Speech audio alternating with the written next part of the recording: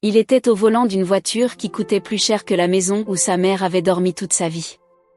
Et il a continué à rouler. Sans s'arrêter. Sans même ralentir. Sa mère était debout au bord de la route, les pieds dans la poussière rouge, le regard levé vers lui. Elle avait reconnu la voiture. Elle avait agité la main doucement. Comme les mères agitent la main avec espoir, sans exiger. Il l'a vu. Il a baissé les yeux sur le volant. Et il a continué. Ce jour-là, l'homme le plus riche du quartier est devenu le plus misérable de tous.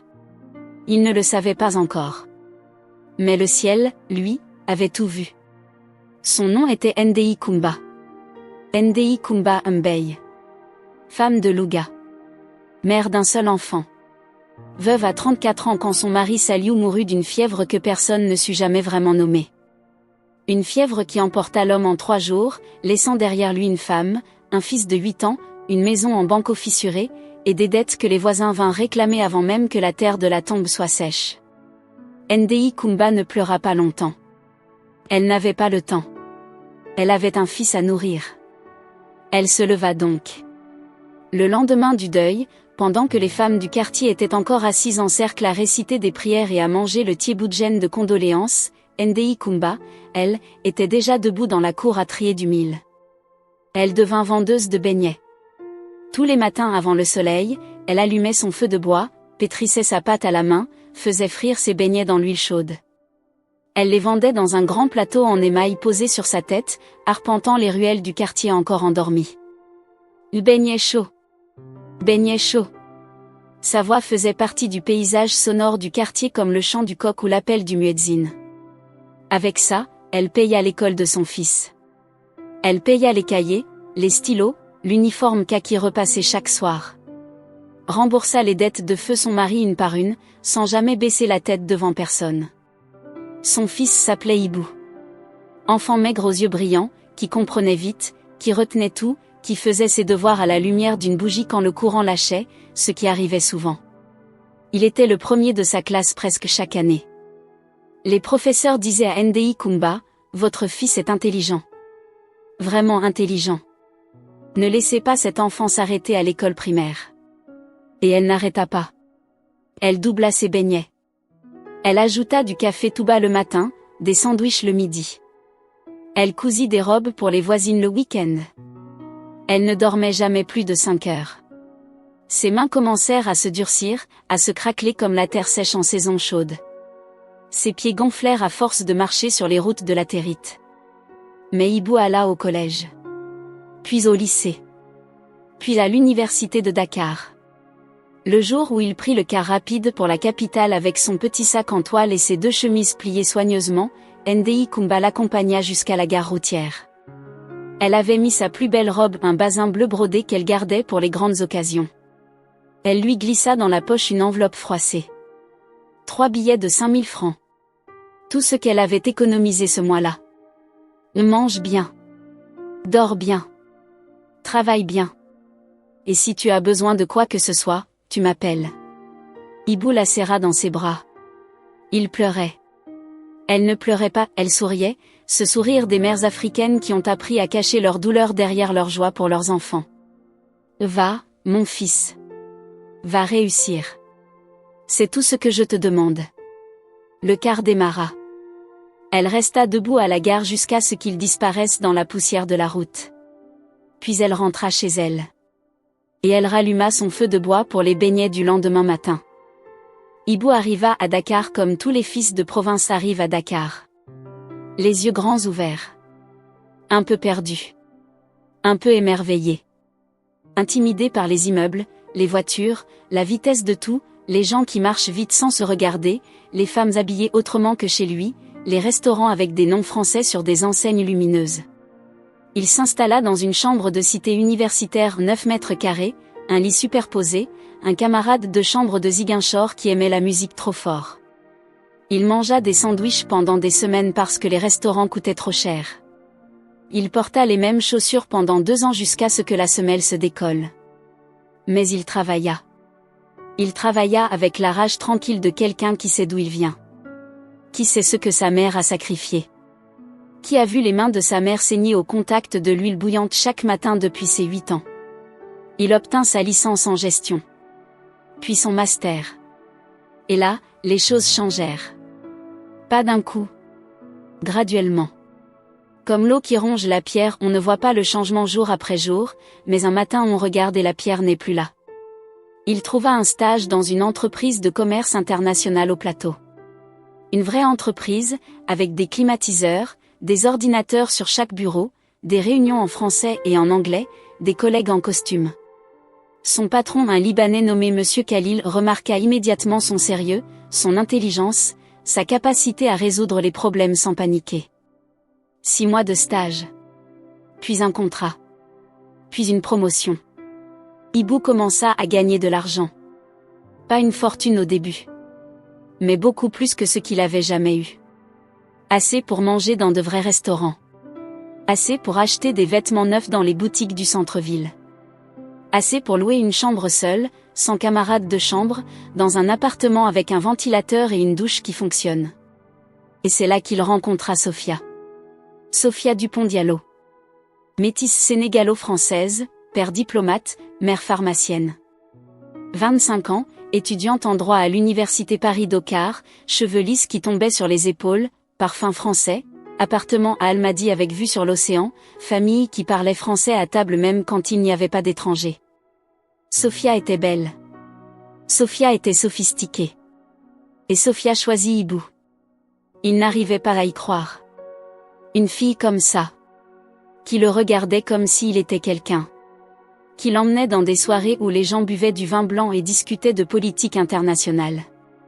Qui lui apprit à tenir sa fourchette à la manière des dîners formels. Qui lui dit doucement un soir, « Ibou, tu es brillant. Mais tu dois travailler ton image. » Dans ce milieu, l'image compte autant que le diplôme. Il commença à changer. Petit à petit. Presque sans s'en rendre compte. Il changea sa façon de s'habiller. Ses costumes devinrent plus chers. Ses chaussures italiennes.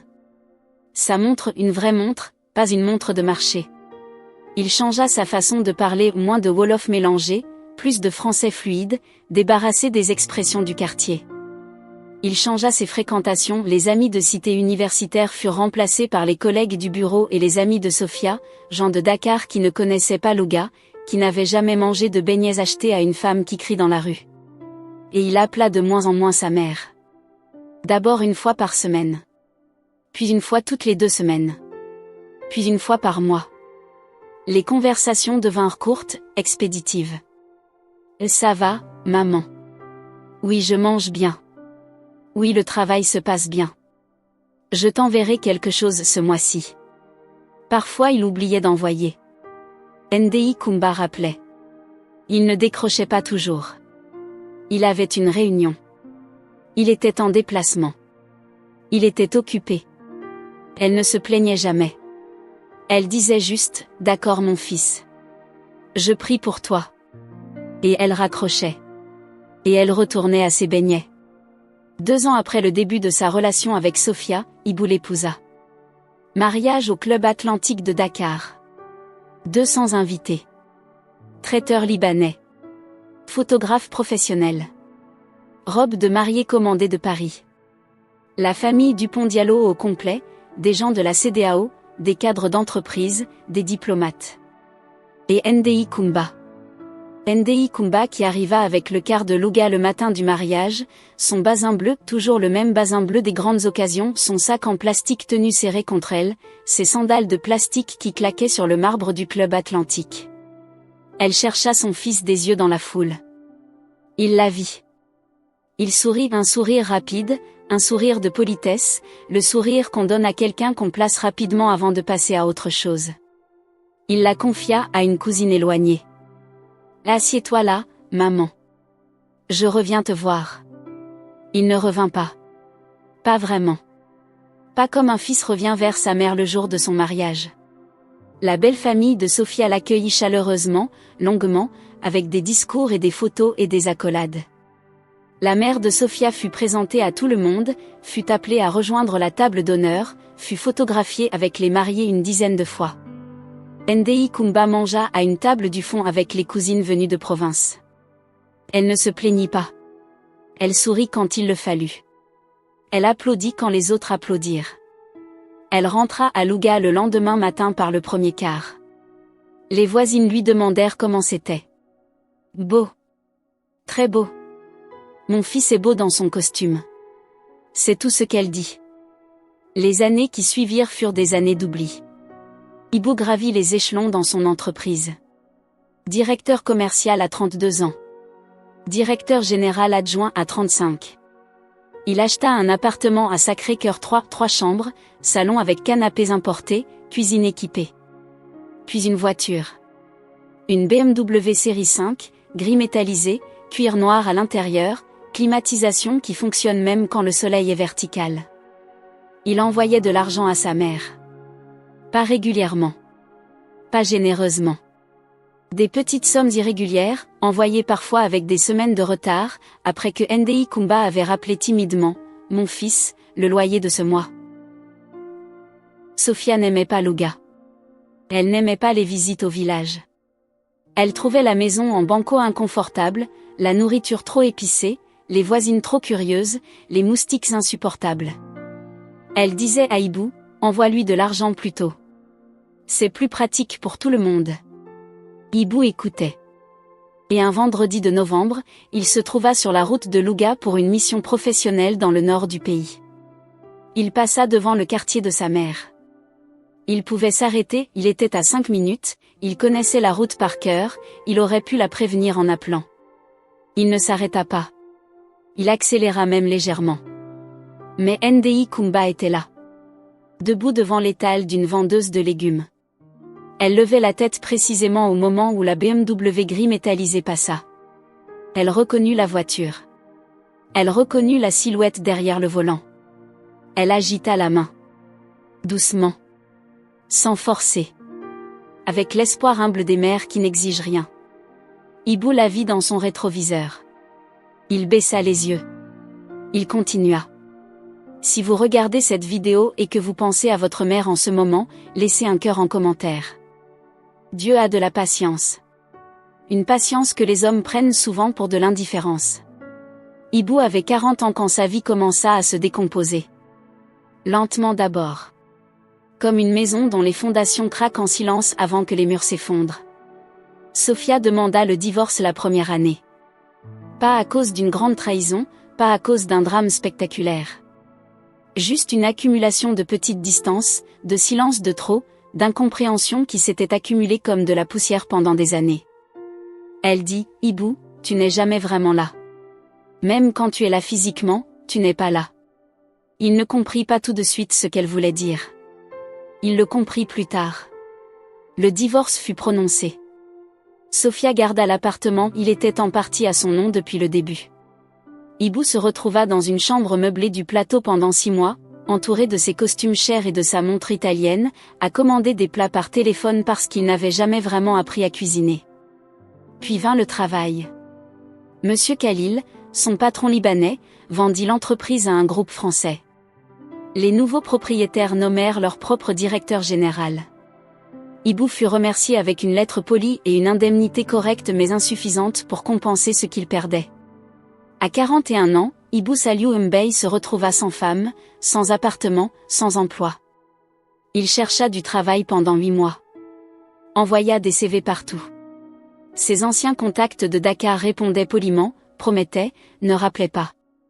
Les réseaux dans lesquels il avait investi des années d'efforts et de sourires professionnels se révélèrent fragiles comme du papier mouillé. L'argent fondit.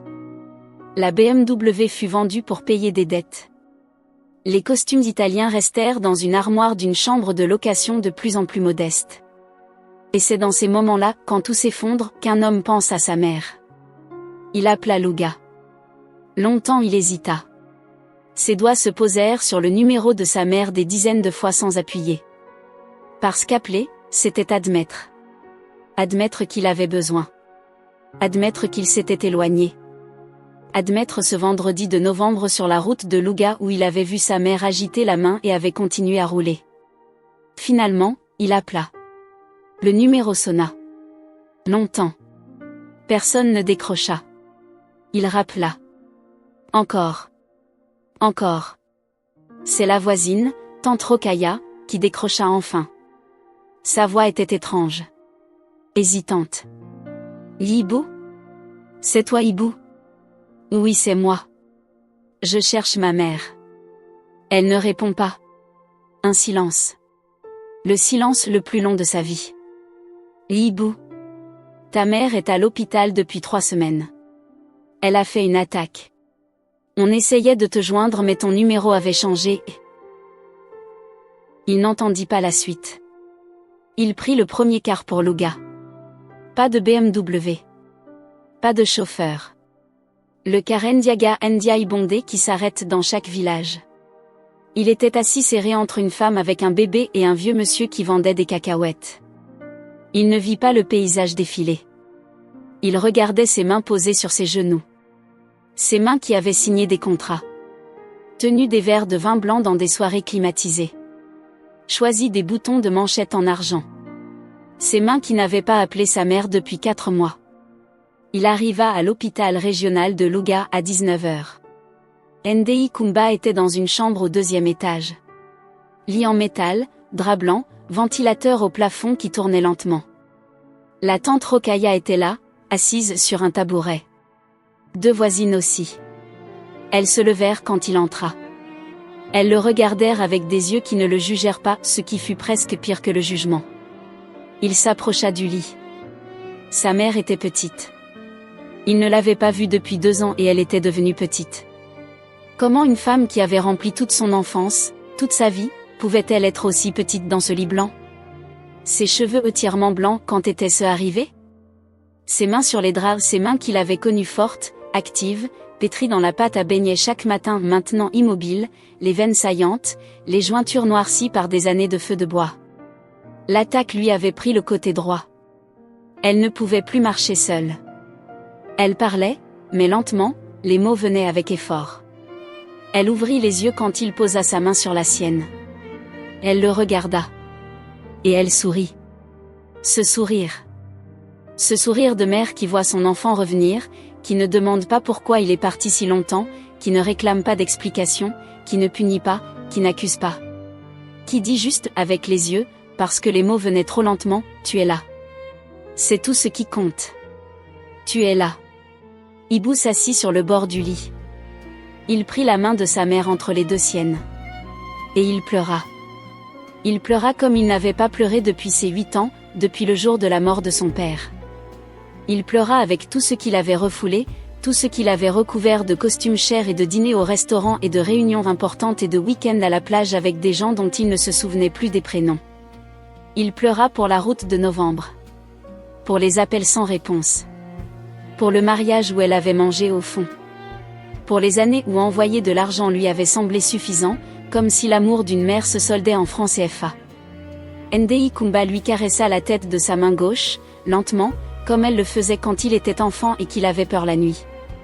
Elle dit, avec effort, les mots sortant un par un, « Ne pleure pas.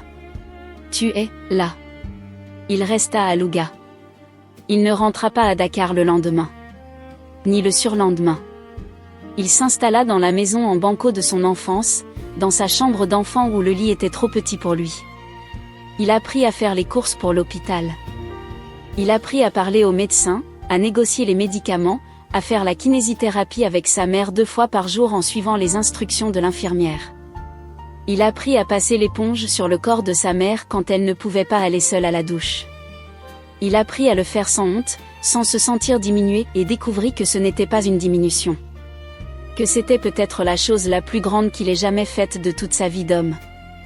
Les voisines du quartier qu'il avait connues enfant revinrent. Elles lui apportaient à manger. Elle lui parlait de sa mère, de la femme qu'elle avait été pendant toutes les années où il était absent. Elles lui racontèrent les matins où Ndéyi Koumba vendait encore ses beignets à 60 ans passés parce que l'argent envoyé ne suffisait pas toujours. Elles lui racontèrent les nuits où elle parlait de lui à voix haute en croyant que personne n'entendait. Mon fils va bien. Mon fils réussit. Chaque phrase lui entrait dans la poitrine comme une lame. Ndéyi Koumba passa 3 mois à l'hôpital. Ibou ne quitta pas Louga une seule fois pendant ces 3 mois. Il trouva du travail à distance, des missions de consulting qu'il faisait depuis la chambre en banco. Il gagnait moins qu'avant. Beaucoup moins. Mais il mangeait à l'heure. Il dormait. Il se réveillait chaque matin avec une raison de se lever.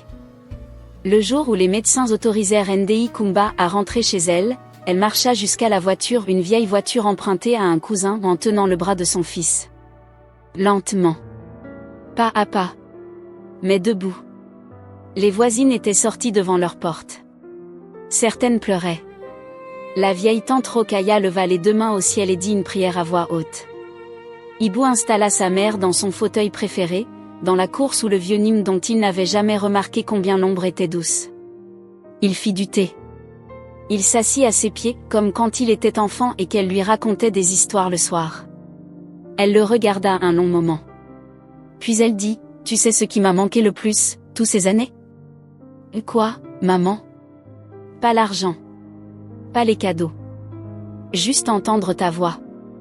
Juste savoir que tu pensais à moi. C'est tout. » C'était si peu. 4 mots qui pesaient plus que tout ce qu'il avait jamais signé, jamais acheté, jamais construit. Ibu ne repartit jamais vraiment à Dakar. Il fit sa vie entre les deux, quelques jours en ville pour le travail, le reste à Louga.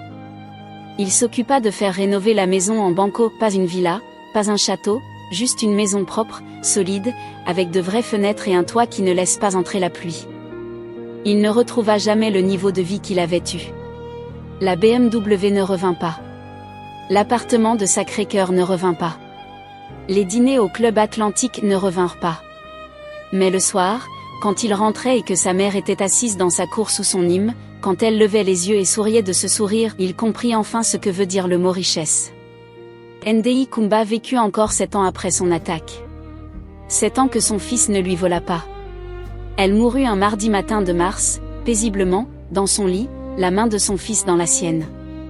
Elle s'éteignit comme une bougie s'éteint quand elle a fini de brûler, proprement, complètement, sans rien laisser en reste.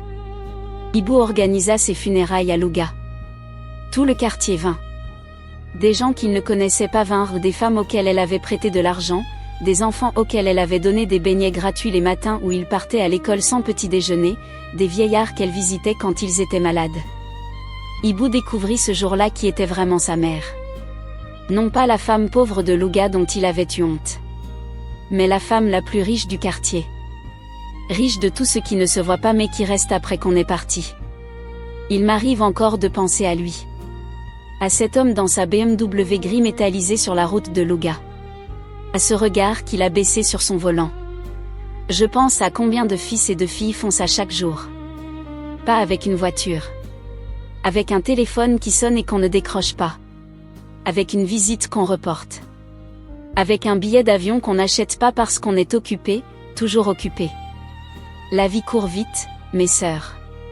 Les mères vieillissent silencieusement pendant qu'on court. Et un matin, le téléphone sonne. Et c'est une voix qu'on ne connaît pas. Et elle dit des mots qu'on n'est jamais prêt à entendre. Ne laissez pas ce matin arriver trop tôt. Pas parce que vous le devez. Parce que vous le voulez. Parce qu'aucun salaire, aucune promotion, aucune voiture, aucun appartement ne vaut le sourire d'une mère qui vous voit entrer dans une pièce. Ce sourire-là, quand il disparaît, il ne revient plus jamais. Jamais. Si cette histoire vous a touché quelque chose à l'intérieur, laissez un commentaire. Dites-moi, est-ce que vous appelez votre mère assez souvent? Est-ce que vous lui dites assez à quel point elle compte? Soyez honnête. On est entre nous ici. Et si vous pensez à quelqu'un en ce moment, un fils, une fille, un proche qui a oublié sa mère, partagez cette vidéo avec lui ce soir. Pas demain. Ce soir. Abonnez-vous à la chaîne si ce n'est pas encore fait. Activez la cloche. Parce que les histoires qu'on raconte ici sont faites pour réveiller ce qu'il y a de meilleur en nous. Je vous retrouve très bientôt. Prenez soin de vous. Et appelez votre maman.